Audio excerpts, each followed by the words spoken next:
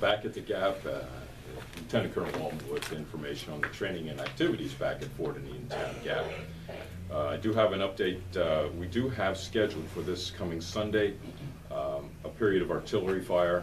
It's following a maintenance period on howitzers, and it'll be just minimal amount of artillery is scheduled for this coming Sunday. As the snowstorm is approaching that we're expecting, training continues at Fort Indian Town Gap. We're leaning forward. Range operations and our range maintenance team is prepared, and we will have people on the ranges on Saturday doing their training. I'd like to report on the game harvest, the final numbers. 272 deer were harvested this year off of Fort Indian Town Gap with 82 buck, and 27 deer taken south of Blue Mountain, which mitigates the risk on our road network there that we're looking to manage the herd at Fort Indian Town Gap.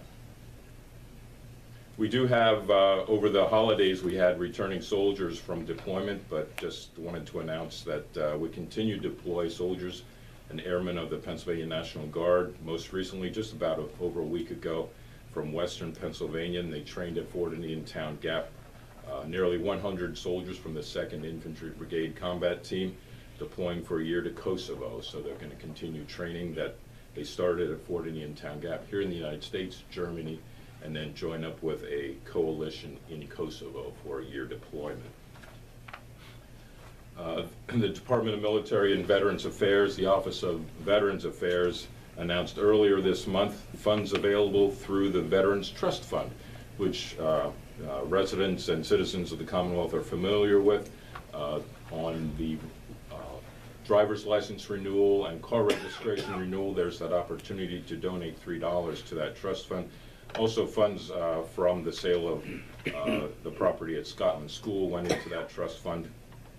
And those funds are available to veteran service organizations and charitable organizations, $400,000 up to $400,000, and then to county directors of Veterans Affairs, $150,000 in grants. So that trust fund is available. Those applications are due to the Department of Military and Veterans Affairs by the 5th of February.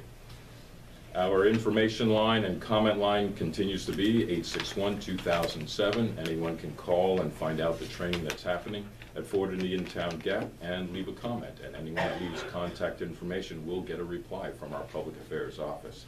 And then finally, every year, an organization comes on post, and the weather this weekend just is going to make it so perfect. The 27th to the 31st of January is the annual Battle of the Bulge reenactment at Fort Indian Town Gap. They'll come out there, so if you see Germans occupying the northern part of the county, that's what it is. Vintage vehicles are out there, and the whole reenactment of the Battle of the Bulge will take place during those days. Pending your questions, that's all I have this morning.